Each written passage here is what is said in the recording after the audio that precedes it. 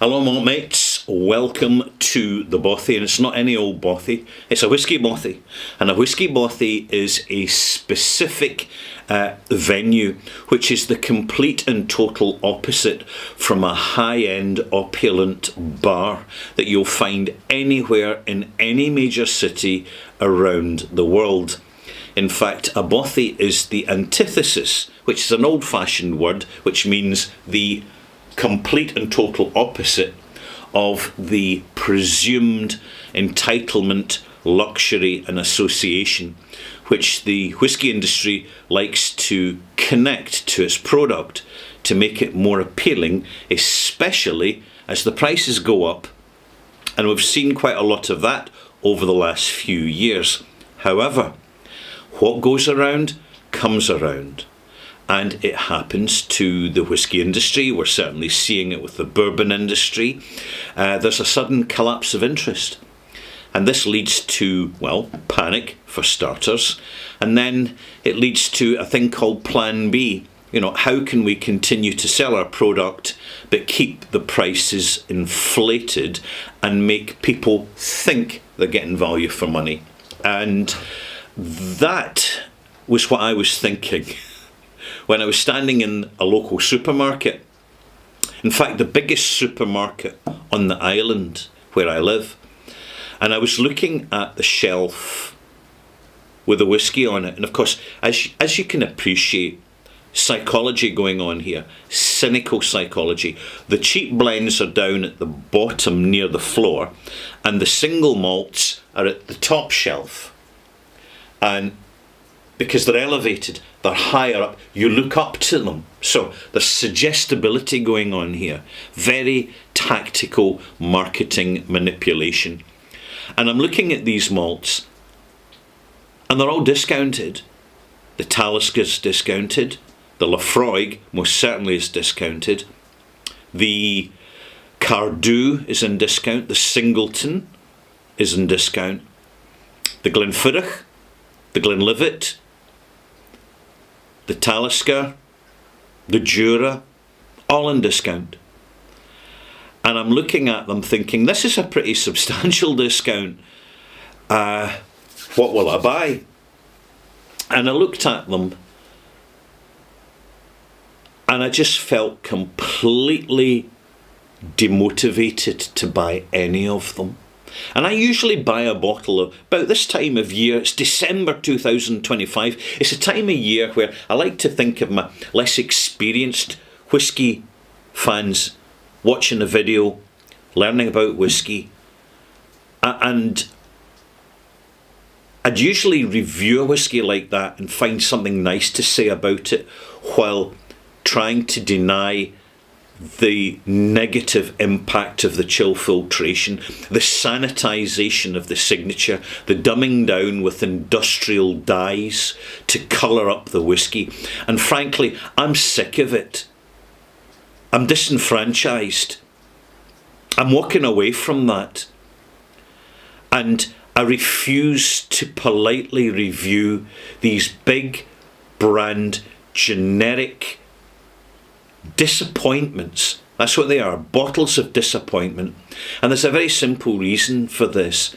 I'm reviewing too many good whiskies in this channel, which I buy with my money, and I get my money from the channel so I can afford it, so long as I'm not extravagant and I'm not going for the old stuff which is overpriced. And at the same time, and I'm coming to a point here, and it's an important point I've got to make.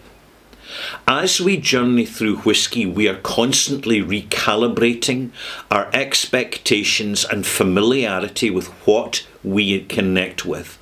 From the bottles we buy, from the whisky people we speak to, from the whisky events we attend, and we taste all these fantastic whiskies, and there's nothing like a good whisky to teach you what a bad whisky is.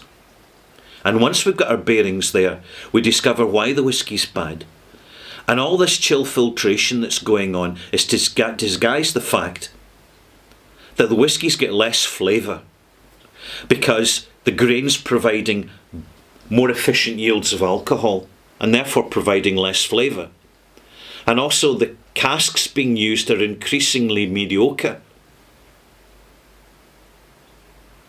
They're not good, they're not bad, they're not anything in particular. They're just competent. And Scotch whisky should be a lot more than competent. When we're spending our money, paying tax to earn the money, paying tax when we spend the money, and then the company we buy from, they're paying tax to sell us the product. This is real life. And to compound it, I just had a conversation recently. I mean, you couldn't make this up, because I'm walking down the street in my local town, and someone say, "Hey, Ralphie, I'm glad to bump into you. You know, you're the whiskey guy. I just bought a bottle of Laphroaig, and I opened it because I always have a bottle of Laphroaig for the new year, and it's the 10-year-old. It's not even the non-age statement select. It's the 10-year-old, and there's something wrong with it, Ralphie. You know, there's something, it doesn't taste like it used to." And my answer to him, simple, is unfortunately, it does not taste like it used to. Because it's not made like it used to be, with the quality of ingredients and casks that they used to use. So you are disappointed. And I'm sorry, can't help you any further, mate, but good luck. Here's another option. Here's this called Torabhaig. This is called Ardnahoe. This is called Port Charlotte. This is what you're looking for to see in the new year. Properly made whiskies from companies who are invested in making whisky, and they're not just faceless, anonymous, blanding corporations who are in a compulsive disorder to bland themselves down, bland their products, to make it nothing for everybody, so that nobody's offended. Nobody's troubled by too much flavour. Now, I'm glad I got that off my chest, malt mates. I hope you're still with me, because this is leading to something, and it's not just it's not just Laphroaig. I've got subscribers on my Patreon channel complaining about Ardbeg. Now, Ardbeg's an absolute classic staple of the whisky world. But see, when you're tasting some Port Charlotte next to Ardbeg's not so good anymore. And this is real life. This is the whisky sphere. This is the world in which we rotate. At the same time, I've been buying whiskies for 2026, particularly to celebrate some of the online Scotch Whisky Awards winners. oswa.co.uk. Link down below. Great channel. Tells you what to buy on democratic vote. And I phone up a small specialist retailer and ask the question, have you got any Springbank left? I believe they're releasing this week. Do you have any left? They say, yeah, well, we've got a bottle of the 10-year-old on the shelf. Do you want that? I say, brilliant. Yes, I'll buy it right here, right now. Unchill filtered, natural colour, authentic, proper whisky. Now I'll review it in the new year. But see, while I'm on the phone, have you got anything else that's a total banger that I should be reviewing in my channel that you recommend? Surprise me. This is what they sold me. And this is what I'm going to review for you right now in review number 1108. It's called St Bridget's Kirk Independent Bottling of a Blended Scotch Whisky. And I'm telling you right now, malt mates, you've probably never heard of it. You've probably never seen this bottle. You've probably never heard of the brand. But see, when it comes to the zeitgeist, the energy and the excitement in Scotch whisky, it's bottles like this that are actually carrying it at the moment. This is where the magic moments, the magic malt moments are to be found. So I'm going to introduce this bottle. You know why I bought it, because I've just told you. It was recommended to me as one that I was probably not aware of, and I certainly wasn't.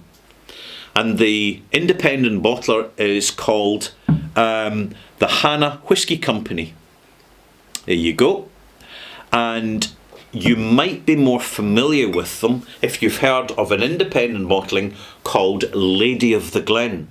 Lady of the Glen tends to be good whisky, good prices, and consistent and reliable in quality, as so many independent bottlers are. Why? Because they depend on it. They don't have big marketing fat cat budgets to paper over the cracks of the incompetency of delivery. So they're relying on their product to sell itself and carry their reputation. This costs me £88. £88, and it's 29-year-old, yes, you heard me right, for less than £100 a bottle, 29-year-old blended Scotch whisky, bottled on the 13th of February. This is bottle number 276 of 514 bottles. So it's not a tiny amount, that's a reasonable amount for those who are interested. And it's bottled at 44.1%. So it's a low but unusual bottling strength. Also, when I get out my trusty Steampunker, which has seen better days but it's still usable, I kind of look at the back and it says at the bottom, no artificial colouring or chill filtration takes place. Bottled and hand labelled to our inner warehouse, right? In our own warehouse, where you'll be glad to know, no artificial colouring, and it's natural, unchill filtered whisky. It's bottles like this that makes me want to do some forensics, which means, you're not going to find anything useful in legacy media publications, so you've got to go online and see what the enthusiasts have come up with. So this allegedly is a combination of three whiskies, a grain whisky from a column still at Port Dundas Distillery in the heart of Glasgow, and a single malt from Tobermory Distillery on the Isle of Mull, and Macallan. So you've got allegedly three whisky components, individual components: Macallan, Tobermory, and Port Dundas. And at 44.1%, and at 29 years old, any whisky drinker with experience is going to know that these casks have been sold by the distillers because there's a lot of evaporational losses over time, happening faster than expected. But it's taken 29 years, and by the way, 29 is the youngest whisky in this blend. And I suspect it's the Port Dundas. And I suspect that, in fact, the Tobermory and the Macallan are older and were under strength. In other words, the evaporational losses of alcohol were so substantial that those two casks had gone under 40%, which means they're no longer legally entitled to be bottled as whisky. And in fact, in taking the youngest component, the Port Dundas, and grain whisky being denser, because it's primarily corn, it would hold up its strength, you see, over time. So they can use the strength of the grain whisky to lift the strength of the malt whisky up to a legal level. And we're not talking about substantial margins here, malt mates, far from it. We're talking about, say, if the grain whisky, and by the way, this is forensics here. This isn't the absolute facts in this bottle, but I'm piecing things together by the information I'm finding online, right, and printing off, and also by using my own experience and smell and taste. This is such an interesting whisky. It's highly original. I'm thoroughly enjoying it, but I tell you what, it's not a session dram. Far from it. The Tobermory is quite an awkward component. It's providing a significant thread of bitterness through the experience. And it tends to be the primary sensations which hold up in a liquor as its strength drops below 40%. I think that's what's happened here. Slightly below, maybe 39.5%, maybe 38%, perhaps 37%, but I doubt it. The Macallan, probably hovering just under 40%.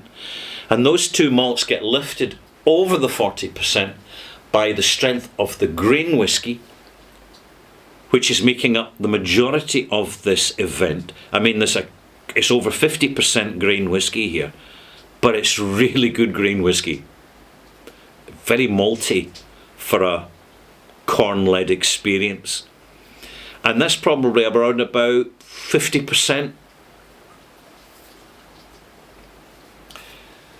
Let's smell it.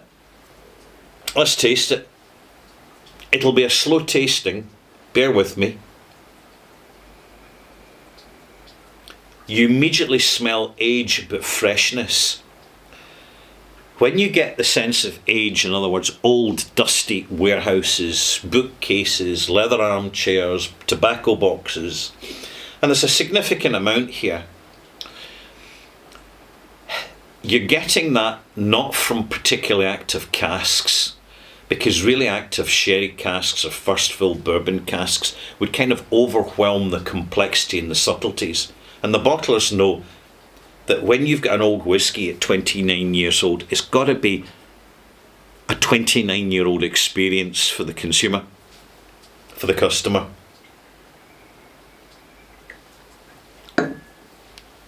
No need to add a drop of water to this whatsoever. It's old, fresh, and delicate. And it's dominated by the sensation of soft sour, fruit sour, and cereal bitter. It's quite a small event to start with. The form is of a much younger whisky, so the arrival and the development is fairly compacted, and the finish, it rumbles on a little bit. Soft, gingery, slightly yeasty, but perfectly competent. Importantly, with old age whiskies, you don't add a lot of water, and you certainly, whatever water you're adding, you don't add it all at once. So I'm going to take a drop of water, 2, 3, 4, 5, 7 drops of water. So I'm getting the sort of quality of addition that would be a little bit careless in a soda spoon, because there's no way I'm going to add 5 millilitres of water to that glass. It's far too fragile for that because of its age. Now I'm looking at my forensics here, and it says the cask type is a refill butt. So they have clearly taken 3 casks together, assimilated them, and put them into a finishing cask. This seriously helps marry the component whiskies together, and it's done a superbly good job. The bottlers that do this, they're messaging us on the label. They're saying we've prepared it and bottled it in our own warehouse, which means they're directly, proactively managing their own casks in their own location, which means they have much more control of their product. I mean, I don't have control over any of my casks because I have to use someone else's warehouse because I don't have a warehouse of my own. So I've got a few little casks, but I let someone else look after them, and I make sure that they're professional, responsible, and care about it, which they do.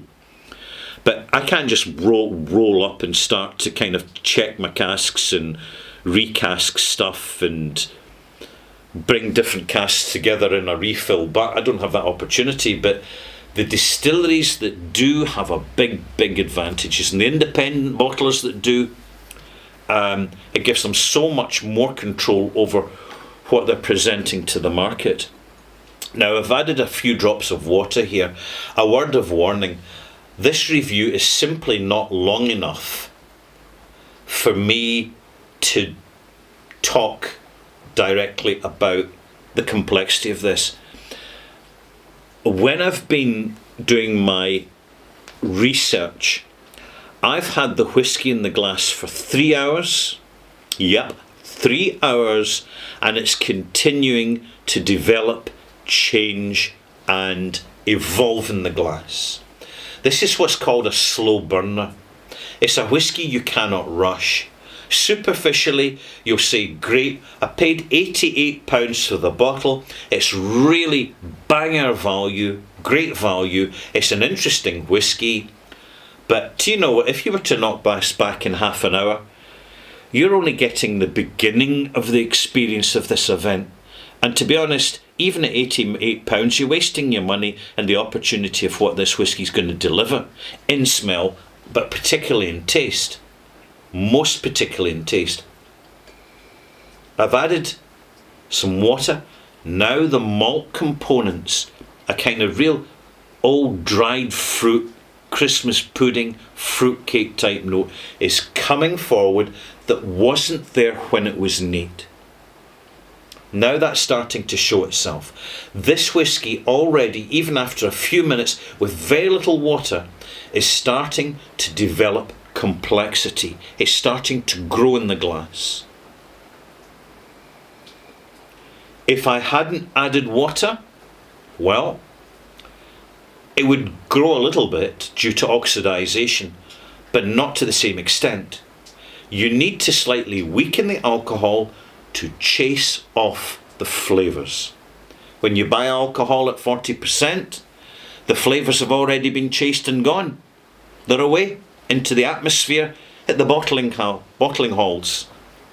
It's why bottling plants always smell beautifully of whiskey, because that's where the whiskey's diluted prior to bottling. And a lot of the essence is lost. Slightly fudgy, little hints of yeast. This is kind of old school stuff. You've got two fragile and very contrarian single malts being balanced off and held together by the grain whiskey. It's the grain whiskey that's primarily carrying the experience, and this is fascinating. The quality of the grain is really good. The quality of the malts, a little bit less so.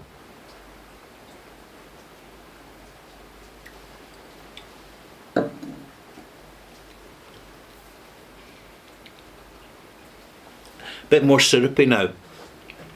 Dry syrup. Sawdust. Slightly old school dryness. Dry and citrus fruit rind. The white rind, the pith that you get from a grapefruit.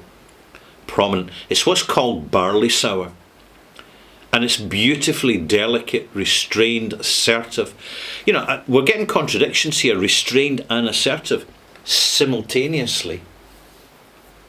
It's a whiskey that can only be enjoyed very, very slowly, but is such great value for money, but only for experienced whiskey drinkers. But it tends to be these days now, it's experienced whiskey drinkers that follow my channel here, that come and take a trip to the Whiskey Bothy to see what Ralphie has to say. So thank you for joining me. Your good health. This feels like this is the whiskey I'll see in the new year with, actually, because it's so unexpected. St. Bridget's Kirk, by the way, is a very old coastal simple church that was built over the site of a previous religious monument, which has got powerful ley lines running through it, and it's just in the outskirts of a town called Dalgetty in the Kingdom of Fife, in a place called Dalgetty Bay, which is directly opposite Edinburgh and the Firth of Forth. So this is the geographical location for the Hannah Whisky Company, because they're based there. And so they're taking this secondary label, which they know is really It's for occasional bottlings of casks that they're not quite sure what to do with, and they know that they won't be of any particular interest to the standard whisky drinker. This is one for the veterans, right? The real veterans, who are saying, that's unique, that's interesting, that's eccentric, that's unconventional. And they've pitched the price perfectly. This is great value whiskey. I'm absolutely loving it. I'm loving the fact that I never knew anything about it until, importantly, I went to the small specialist retailer and said, right, what have you got that's a banger? I recommend you ask independent retailers what they have got that's unusual, a banger. So let's give this a mark. Now, one more taste and I'm going to give it a mark. I've very carefully set the scenes in this video as to why I'm reviewing this and what it is. It's such a fascinating experience.